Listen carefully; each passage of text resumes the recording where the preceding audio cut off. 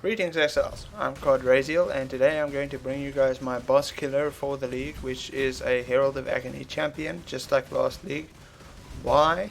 Because Herald of Agony wasn't nerfed so much so that it makes it useless. This build is incredibly comfortable to play, and I wanted to see how the new guard skills fitted into the whole setup. So let's start out and go over my Ascendancy, which is exactly the same as last time. We have Conqueror and Worthy Foe, so that our enemies can't evade the attacks of our Agony Crawler. And then we have the Fortify nodes for, well, Fortify. Since we're using a bow, this is pretty much the only way we're going to get it. And let's just take a quick overlook at the passive tree. There have been some changes. Everything up to phase acrobatics is pretty much the same. And as for this section down here, we path a little bit differently this time, just so that we can pick up these Fortify effect nodes in Rampart, which is to give us attack and movement speed.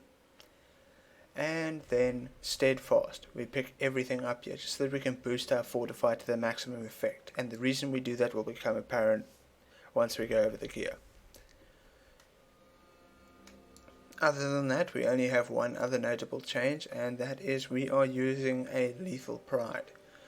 Now, I've been trying out these jewels, occasionally divining them and whatnot, and seeing which one of my characters they would be useful on, and this one is just fantastic for this build, and here is why. First of all, to Redemption, it adds 10% increased effect of Fortify on you. And then to Amplify, it adds 10% chance to intimidate enemies on hit. So, all in all, a pretty good jewel. We get Intimidate, and we get an extra 10% Fortify effect for the 2 nodes to the jewel socket. Other than that, the build is pretty much exactly the same.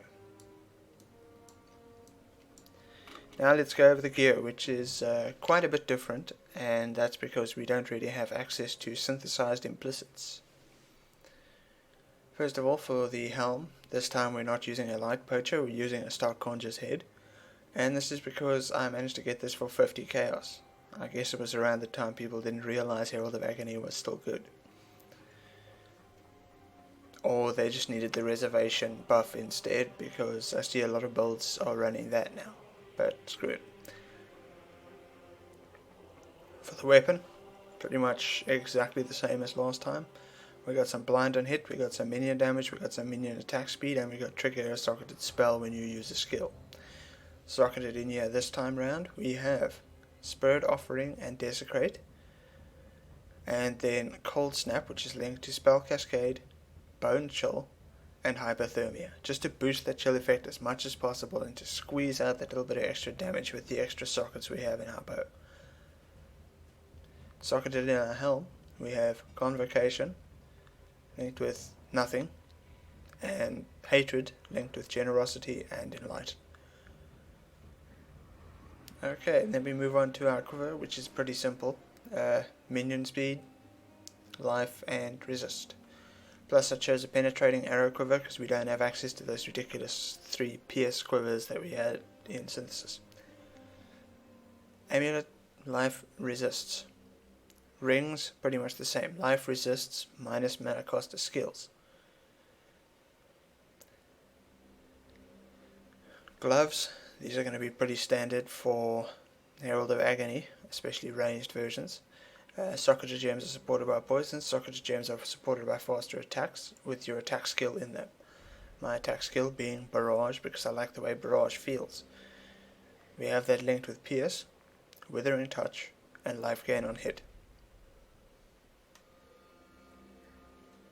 And lastly, our boots. Now, our boots are quite a bit easier to get this time round because we get the 30% movement speed, 12% chance to dodge attack hits from the Temple mod, which drops from the Legion mobs sometimes, and then we just get a bit of life, some resists, and ailment immunity while focused. This is pretty nice because of our chest, which we'll go over in a minute. Belt, we have Gluttony.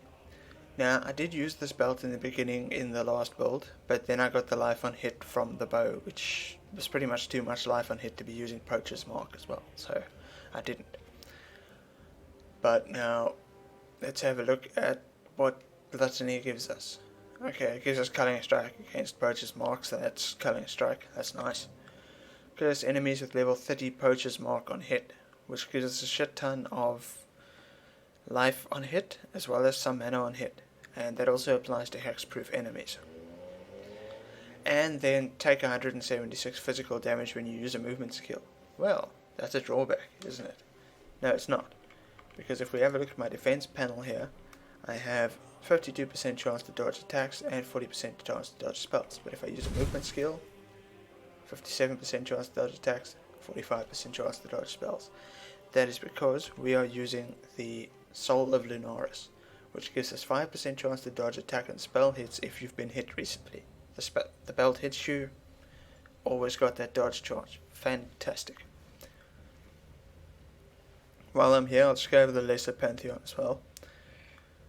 We have Soul of Yugel on at the moment because I was just doing Uber Elder, and 5% reduced cold damage taken if you've been hit recently really helps with that fight. And otherwise, I typically use Soul of Shikari, which gives us poison immunity. That's just so that I don't have to pay attention to, since I can run all map mods, I don't have to pay attention for poison map mods because they would make me play a bit differently because a bunch of mobs hit you and you die from the DJ. It's not cool. Anyway, so that is the Pantheon. Now let's get on to the chest. This is something I wanted to do last league but never got around to. And it is a temple that guy with some res as a suffix, that's whatever. That was just the regal. And then we have % life grafted on there, 10% chance to dodge spell hits, and 120% increased effect of Fortify on you while you are focused.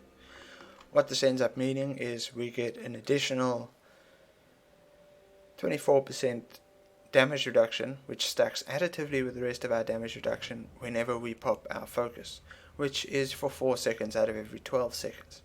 Now there'll be an Uber Elder fight in this which showcases some instances where this is just a fantastic thing to have, especially along with immunity to elements while focused.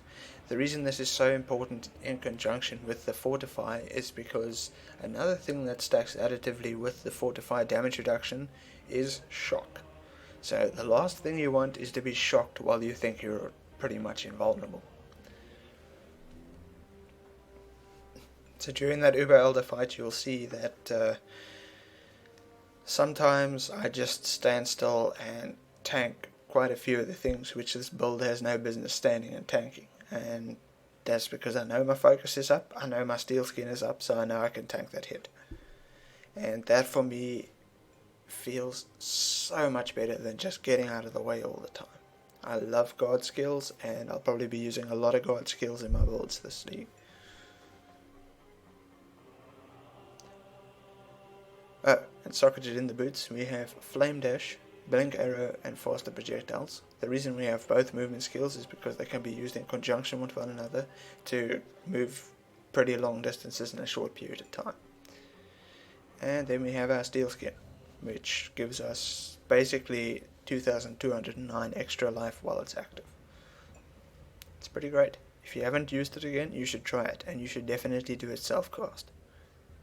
Let's just go over our main skill links as well. They are Herald of Agony, obviously, linked with damage on full life, pretty standard for Herald of Agony builds. Pierce, pretty standard if you're not using projectile weakness. Vile Toxins, not so standard, but I like it because it's got a low mana multiplier, and 10 poisons is pretty easy to get even on a single target, so you don't have to worry about stacking the damage. And if you need that Vile Toxins damage on a regular mob, then you've done something wrong and you're not leveling your Herald of Agony or something.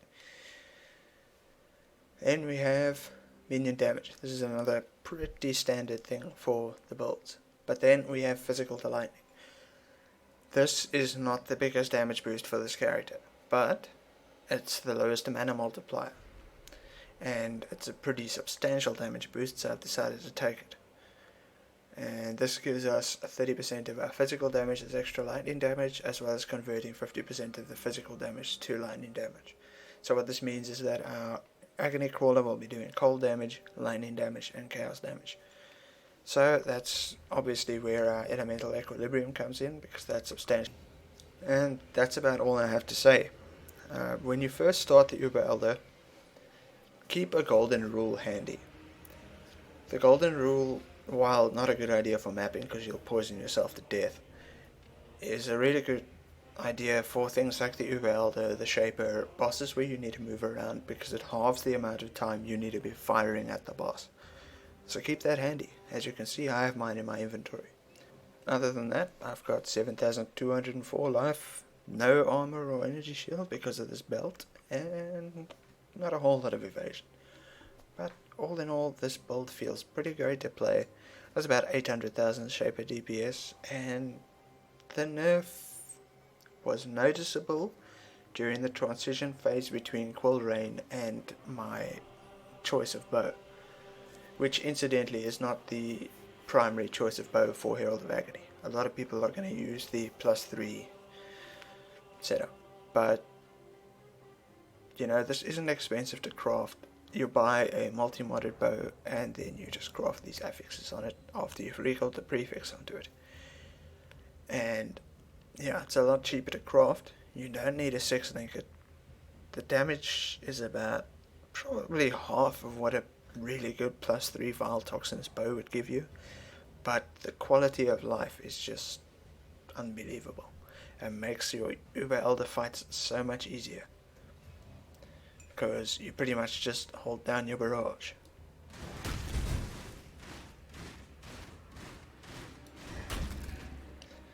And you get your damage bonuses, you get your cold snap. It just feels really good, and I recommend trying it out if you've got a Herald of Agony build. The reason I have the minus mana cost of skills on the rings is because it felt a bit uncomfortable without them, to have such a little bit of mana and be relying on mana on hit. You know, my aiming's not so good, so sometimes I'm going to miss enemies and it's going to feel like shit. So there we go. And that is the build, which is currently level 95 and will probably stay that way. If you have any suggestions or questions about the build, please leave them in the comments below.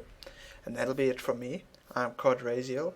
I'd like to thank you for watching, and good luck, and stay juicy.